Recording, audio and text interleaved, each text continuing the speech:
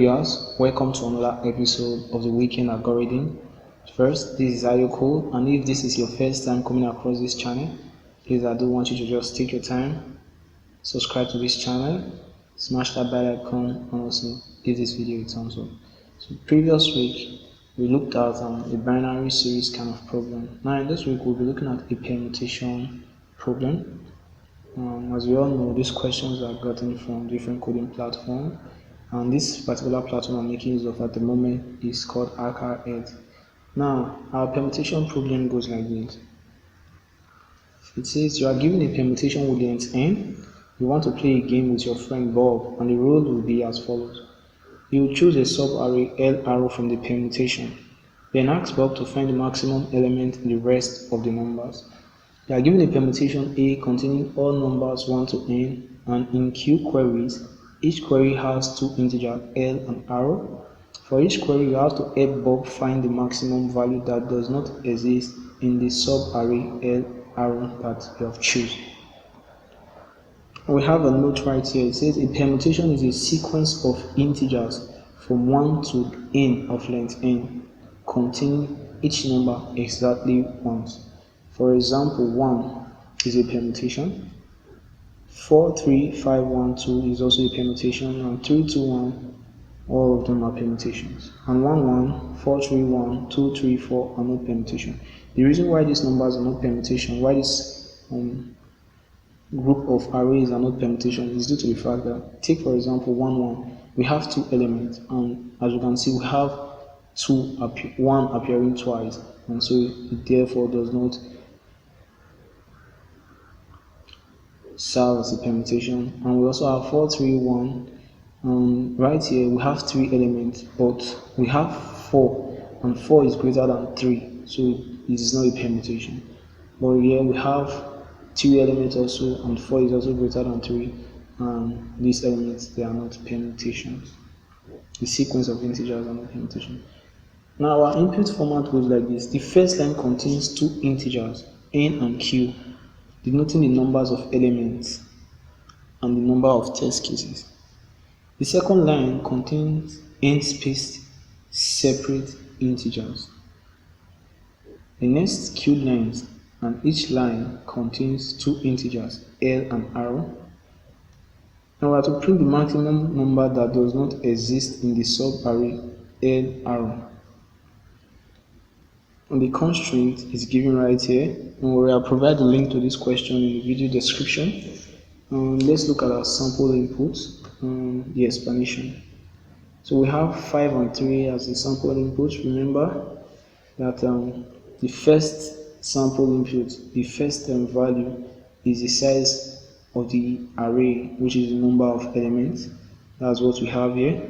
And the second one is the number of test cases, which are 1, 2, 3. And the next line is the n separate numbers, integers. So the first test case goes like this. We have 1, 2. To look for the maximum value that is not in this range 1 to 2, we have to look at the array. Now our indexing system for this array is starting at 1 in the case of this particular question.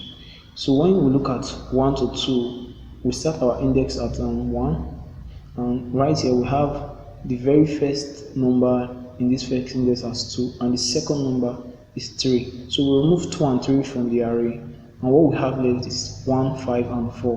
What we have to do is now look for the maximum value in 1, 5, and 4, and that is 5. So that's why we have at this first instance 5 as our output. Now for the second instance, we have 2 and 4. So the numbers between the range of this index 2 to 4 is 3 to 5. Now when we take the array 3 to 5 from the whole of this array, we have 2 and 4 remaining. Now we have to look for the maximum value between 2 and 4, and that is 4. Now going further, we have 2 to 5, which is the last test case. And when we take from index 2 right here to index 5, we have just 2 remaining. So our maximum value is 2 in this scenario. Now I've given the explanation. I would like to jump straight into the code that just to arrive at a solution that solved this problem. So this is my IntelliJ IDE, and this is the Java class I used in solving the problem. So the class is titled Permutation Algo Solution. And this class, after this video, will be uploaded to the GitHub account and also to the GitHub repository. I'll also be providing the link to that GitHub repository in the video description. Now I created a function at first. This function calculates the maximum value in the range, in a specified range in an array. So it takes in 3 parameters. You can go ahead and read the comment because I'll be providing the link to the source code in the repository. You can go ahead and read the comment so you understand the full details. Now just explain a few things from my main class, from my main method, so you can get a glance of how fast the algorithm is going to run. Now I created 2 variables of type map to keep track of index checked so far and to keep record of the corresponding max value associated with every specified index. Now a buffer reader was created to read from our input source, and then method for reading lines, and then we get the value size of the array, as the number of elements, and we also get the number of test cases. Now for starters, I have to make mention of something. For this start index, what it implies is that we have L and R in our array. So right here we have the value of start as 1 and the value of end index as 2. Remember, the reason for the map is to keep track of index that have been checked so far, and I have 2 different maps in my solution.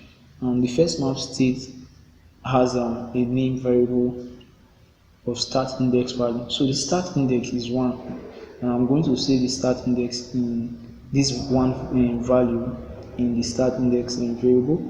And since I'm starting at index 1, I have to just put a value of 0 as the specified value in the map. The reason is because I don't have any other elements to check on the left hand side.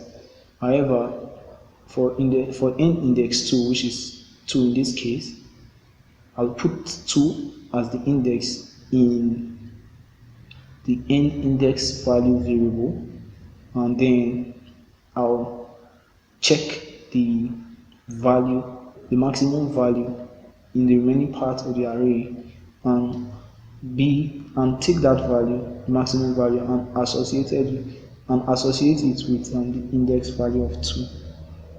I'll look at my IntelliJ one more time. What I'm trying to say is that for index value of 1, just put 0 because there is no other elements to check at the left hand side.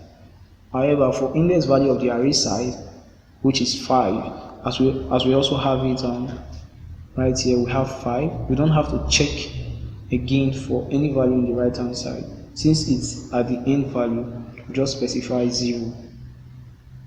Add our index as the key to that value, and 0 as the value that is associated with that particular end index value. So going further, what is our variables to keep track of what we'll be doing? The stream API right here is used to convert the element into an array, and we also have a string builder for appending each maximum value. The reason for this is because a call to system.out.println is not as efficient as using a builder class to build up the string and then calling it just a single time.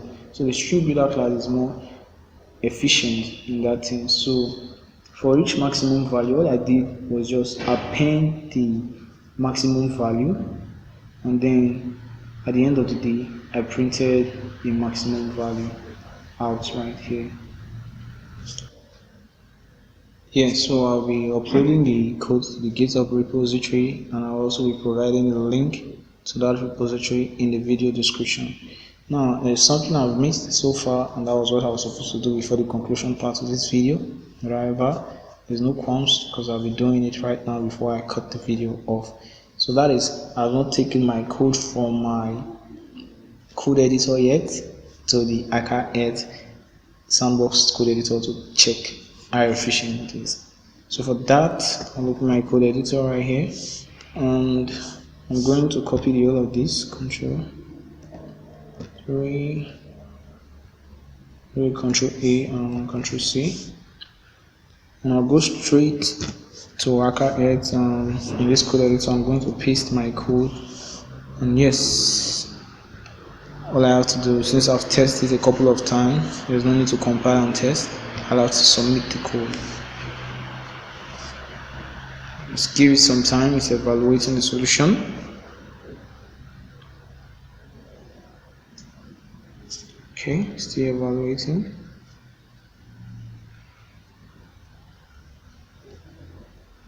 Oh, okay, it's coming out successful already. Accepted. So far, there's still remaining 3 test cases, and yes, they're all accepted. Now, the time it took for this question, for all the test cases to come to completion, is 13.4 seconds, and this is quite a long time. It's not as efficient as I imagine, but however, it solves the problem. For a problem that has just 29% success rate, I'm going to give myself a thumbs up, and I'll keep on looking for an efficient way I'll keep on looking for a more efficient algorithm to solve this problem too. And when I do, I guess that efficient algorithm should be less than a second, I'll update this video. Thanks for watching, and like I stated at the very beginning of this video, please, if you are new to this channel, or even if you are yet to subscribe to this channel, please do so. Give the video a thumbs up and also smash that bell icon. Thanks, and see you next week.